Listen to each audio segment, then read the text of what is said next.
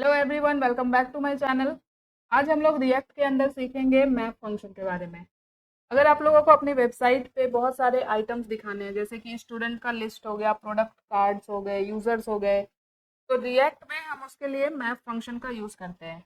आज के इस वीडियो में हम लोग देखेंगे मैप फंक्शन क्या होता है और किस तरह से रिएक्ट में मैप फंक्शन का यूज़ किया जाता है। तो चलिए वीडियो को स्टार्ट करते हैं और अपना रिएक्ट का प्रोजेक्ट स्टार्ट करते हैं। यहाँ पे मैंने अपना वीएस कोड ओपन कर लिया है। ये लास्ट वीडियो का कोड है जिसके अंदर हम लोगों ने रिएक्ट के हुक्स के बारे में पढ़ा था और हम लोगों ने यूज स्टेट को समझा था। तो पुराने जितने भी फाइल्स और फोल्डर्स है इन सबको मैं क्लोज कर देती हूँ। app.jsx है, यहाँ से अभी जो हुक्स कंपोनेंट है इसे हटा देते हैं क्योंकि हम लोग इस कंपोनेंट को अभी यूज़ नहीं करने वाले। तो यहाँ पे आते हैं अपने फाइल्स और फोल्डर्स में और कंपोनेंट के अंदर आके एक नया कंपोनेंट क्रिएट करेंगे। तो आज हम लोग सीखने वाले हैं मैप फंक्शन। तो एक कंपोनेंट बना लेते हैं maps.jsx के नाम से। कंपोनेंट क्रिएट हो गया है। अब यहाँ पे RAFC लिख के एंटर करेंगे। कंपोनेंट स्ट्रक्चर मेरा रेडी हो गया है। यहाँ पे जो फ्रेगमेंट में डिफ आ रहा है, ये डिफ को हटा देती हूँ मैं, सिर्फ इतना ही रखते हैं। और इसके अंदर एक H1 लेते हैं और यहाँ पे लिखते हैं मैप फंक्शन। और इसके बाद क्या करेंगे, अपने इस कंपोनेंट को हम लोग app.jsx के अंदर इंपोर्ट करके यूज़ करेंगे। तो यहाँ पे पहले इंपोर्ट करते हैं। सजेशंस में आ रहा है, मुझे ऐसे क्लिक किया, ये इंपोर्ट हो चुका है। अब यहाँ पे हम लोग इसे कुछ इस तरह से यूज़ कर सकते हैं। इसके बाद हम लोग ओपन करेंगे अपना टर्मिनल और अपना सर्वर स्टार्ट करेंगे। तो डेवलपमेंट सर्वर स्टार्ट करने का कमांड होता है npm run dev।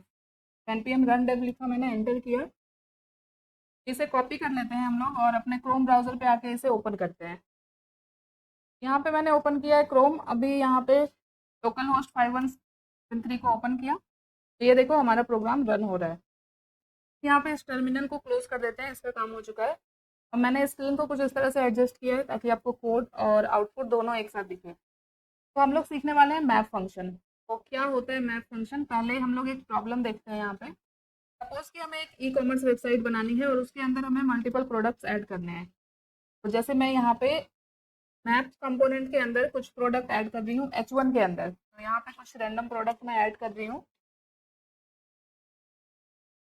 चार प्रोडक्ट यहाँ पे ऐड करते हैं, जैसे कि मोबाइल, वॉच, हेडफोन और लैपटॉप। अभी ये सारे प्रोडक्ट्स मुझे यहाँ पे इस तरह से दिख रहे हैं। तो अभी मैंने कुछ रैंडम दो चार प्रोडक्ट यहाँ पे ऐड किया। यहाँ पे तीन चार प्रोडक्ट है तो ठीक है। अगर हमारे पास इस तरह से 100 प्रोडक्ट हुए तो क्या हम लोग इतने बार यहाँ पे H1 लिखेंगे?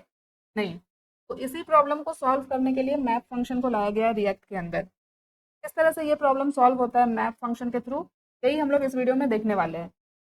मैप फंक्शन के थ्रू इस प्रॉब्लम को सॉल्व करने के लिए हम लोग क्या करेंगे, ये जो सारे आइटम्स अभी मैंने H1 में ऐड किए हैं, हम लोग क्या करेंगे, इसका एक एरे बनाएंगे। तो रिटर्न के जस्ट ऊपर कॉस्ट वेरिएबल लेते हैं और एरे का नाम देते हैं प्रोडक्ट्स।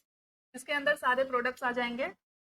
अभी यहाँ पे किस तरह से सारे आइटम्स को इसके अंदर ऐड करना है, सारे प्रोडक्ट्स को। सबसे पहले मैंने ऐड किया वॉच, रैंडम प्रोडक्ट यहाँ पे ऐड कर दी हूँ मैं। नेक्स्ट यहाँ पे ऐड कर लेती हूँ मैं मोबाइल, उसके बाद यहाँ पे ऐड कर लेती हूँ हेडफोन और फिर यहाँ पे ऐड करते हैं लैपटॉप। ये चार प्रोडक्ट मैंने अपने एरे के अंदर ऐड कर लिया। अभी ये जो सारे H1 मैंने ऐड किए, इन सबको यहाँ से हटा देते हैं। तो अब किस तरह से मैप फंक्शन का यूज़ करके हम ये सारे प्रोडक्ट्स को अपनी वेबसाइट पे दिखाएंगे, अपने पेज पे दिखाएंगे, ये देखते हैं। तो अब हम लोग अपने JSX के अंदर जावा स्क्रिप्ट का कोड लिखने वाले हैं। यहाँ पे कर्ली ब्रेसेस ऐड करते हैं पहले और इसके अंदर अपना मैप फंक्शन हम लोग लिखेंगे। तो मैप फंक्शन एरे के ऊपर ही काम करता है और एरे ऑफ ऑब्जेक्ट के ऊपर काम करता है। तो हमारा एरे क्या है, प्रोडक्ट्स।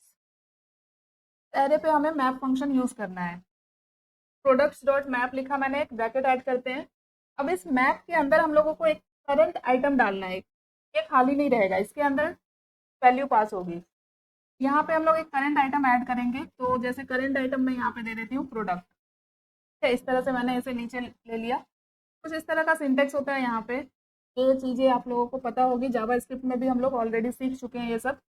अब यहाँ पे क्या होगा, मैप फंक्शन एरे के हर आइटम पर चलेगा। और ये जो प्रोडक्ट है ये क्या है, ये है करंट आइटम। तो जितनी बार ये मैप एरे के आइटम पे चलेगा, उस आइटम के लिए एक H1 क्रिएट होगा। यहाँ पे कुछ एरर आ रहा है एक्चुअली, ये क्लोजिंग ब्रैकेट से यहाँ पे करंट आइटम के बाद ही ऐड करना है, ठीक है। अब इसके अंदर हम लोग एक H1 लेंगे। यहाँ पे मुझे पूरा H1 शायद टाइप करना पड़ेगा, सजेशन नहीं आ रहा है।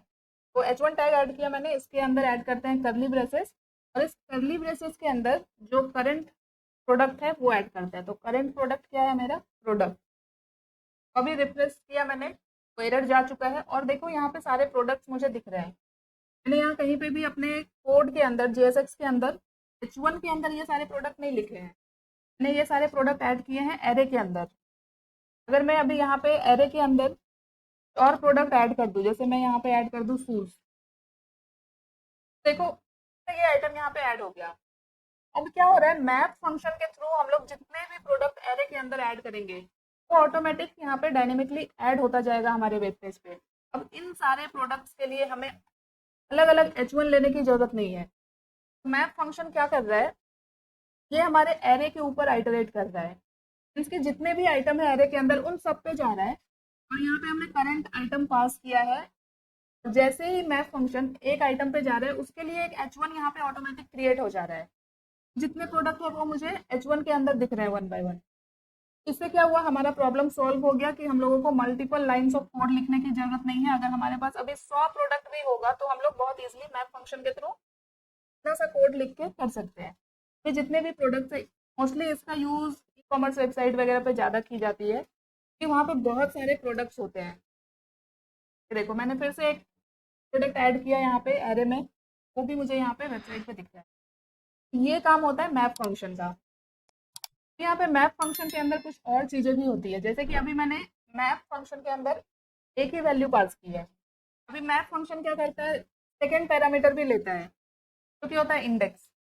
जैसे कि इतने सारे प्रोडक्ट है तो इसके इंडेक्स भी मुझे चाहिए। यहाँ पे मैंने इंडेक्स दिया। अभी यहाँ पे H1 के ही अंदर मैं एक नया करली ब्रेसेस लूँ और यहाँ पे इंडेक्स लिख दूँ इसके अंदर इस तरह से। ये देखो जितने भी प्रोडक्ट्स थे सबके इंडेक्स नंबर यहाँ पे दिख रहे हैं। इंडेक्स नंबर मतलब एरे के अंदर जिस पोजीशन पे वो आइटम है, जो प्रोडक्ट है वो दिख रहा है। वॉच 0 से इंडेक्सिंग स्टार्ट होती है, तो देखो वॉच आ रहा है 0 पे, मोबाइल है 1 पे, ये इंडेक्स दिखा रहा है। यहाँ तक तो बिल्कुल सिंपल था, यहाँ तक कुछ भी कंफ्यूजिंग नहीं था। अभी एक इम्पॉर्टेंट चीज होता है मैप के अंदर जो कि होता है की प्रॉप। की प्रॉप्स बेसिकली क्या करता है, वो भी इंडेक्स से लेता है। अगर हम रिएक्ट के अंदर जब आप मैप के ऊपर काम करोगे किसी बड़े ई कॉमर्स वेबसाइट के अंदर, तो वहां पे अगर आपने ये की प्रॉप यूज नहीं किया तो रिएक्ट आपको कुछ ना कुछ एरर देगा। की प्रॉप में करना क्या होता है, अभी जैसे मैंने डायरेक्टली यहाँ पे ही करली ब्रेसेस के अंदर इंडेक्स दे दिया था, यहाँ पे हम लोगों को की का यूज करके, जो जैसे H1 एक एलिमेंट है तो इसके अंदर की यूज करके इक्वल टू, अब यहाँ पे करली ब्रेसेस के अंदर मैं इंडेक्स लिखूंगी। यहाँ पे जो मैंने डैश दिया इसे हटा देती हूँ।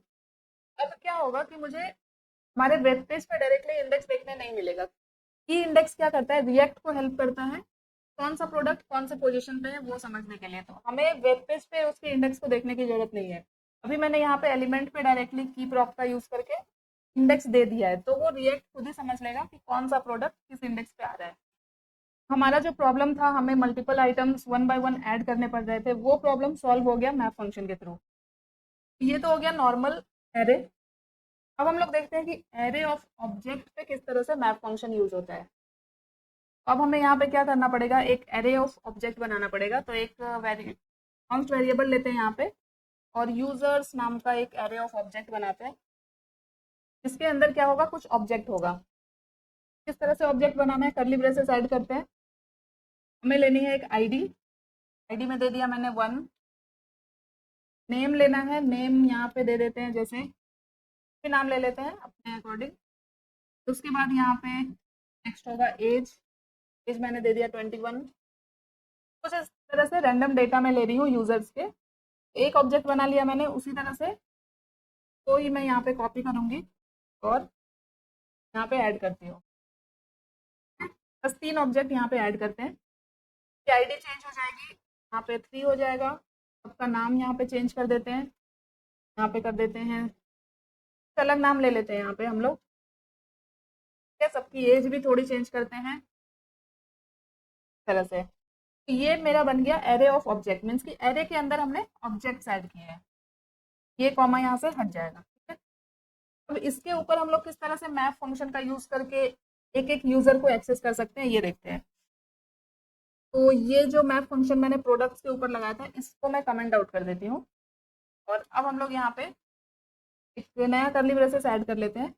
अब हमें मैप फंक्शन किस पे चलाना है, ये वाले एरे पे, यूजर्स के ऊपर। तो यहाँ पे हम लोग लिखेंगे यूजर्स डॉट मैप, और अब इसके अंदर दो पैरामीटर आएगा, एक तो करंट यूजर, क्योंकि मैंने ले लिया यूजर, और दूसरा होगा इसका इंडेक्स। इसके अंदर हमें क्या करना है, सेम जैसे मैंने प्रोडक्ट्स के ऊपर मैप फंक्शन चलाया था, वैसे ही मुझे यहाँ पे भी मैप फंक्शन चलाना है। तो यहाँ पे मैं एक डिव लेती हूँ, और इस डिव के अंदर मुझे यूजर्स का आईडी दिखाना है। तो यहाँ पे हम लोग की प्रॉप का यूज करेंगे, डिव के अंदर की प्रॉप का यूज करेंगे, और यहाँ पे लिख देंगे इंडेक्स, सॉरी यहाँ पे इंडेक्स क्या है, आईडी लिया हमने, तो यहाँ पे लिखते हैं आईडी। बट अगर यहाँ पे इस तरह से डायरेक्टली आईडी लिखे तो हमें कोई भी आईडी नहीं मिलेगी, हमें किसकी आईडी लेनी है ये मुझे की प्रॉप के अंदर देना पड़ेगा। तो हम लोग क्या, क्योंकि हम लोग यहाँ पे ऑब्जेक्ट को एक्सेस कर रहे हैं, डायरेक्ट एलिमेंट नहीं है, जैसे इस वाले एरे के अंदर क्या था, डायरेक्ट प्रोडक्ट्स थे। अब यहाँ पे एरे के अंदर ऑब्जेक्ट है, तो ऑब्जेक्ट के अंदर बहुत सारे वैल्यू है, आईडी है, नेम है, तो हम लोग के अंदर कौन सी वैल्यू ले रहे हैं, तो किसकी वैल्यू ले रहे हैं। तो यहाँ पे करंट यूजर क्या है, यूजर, यूजर की आईडी मुझे लेनी है, तो यहाँ पे इस तरह से लिखेंगे यूजर डॉट आईडी। पर रिफ्रेश कर दिया मैंने, यहाँ तक क्लियर है। अब इस डिफ के अंदर हम लोगों को वन बाय वन सारे यूजर को डिस्प्ले कराना है। तो H2 लेते हैं, H2 के अंदर डिस्प्ले कराते हैं करली ब्रेसेस। मुझे क्या चाहिए, यूजर का नाम चाहिए, तो हमेशा करेंट जो डेटा है उसके थ्रू हम लोग लेंगे ऑब्जेक्ट के वैल्यू को। करेंट यूजर क्या है, मेरा यूजर है, यूजर डॉट नेम लेते हैं, सॉरी यूजर डॉट नेम करली ब्रेसेस। तो देखो इस एरे के अंदर जितने भी ऑब्जेक्ट थे और उन सब का जो नेम है वो सब मुझे यहाँ पे मिल गया है।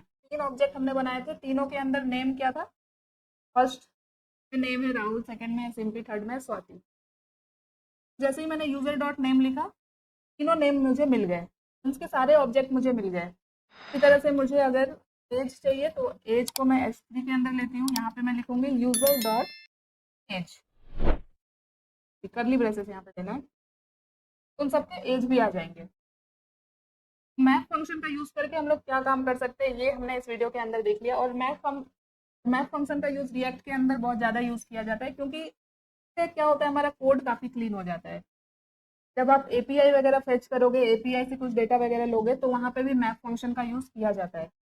आई होप कि अभी आपको इस वीडियो के अंदर मैथ फंक्शन क्लियर हो गया होगा, और आप लोगों को समझ में आ गया होगा कि किस तरह से हम लोग डायनेमिक डेटा को अपने वेब पेज पे दिखा सकते हैं बिना HTML कोड लिखे हुए मैप फंक्शन का यूज़ करके। तो वीडियो हेल्पफुल रही हो तो इसे लाइक करना और इसे और लोगों तक शेयर करो। एंड अगर अभी तक मेरे चैनल को सब्सक्राइब नहीं किया तो प्लीज़ चैनल को सब्सक्राइब कर लेना। मिलते हैं नेक्स्ट वीडियो में एक नए टॉपिक के साथ। तब तक के लिए thank you so much guys for watching this video. Bye bye.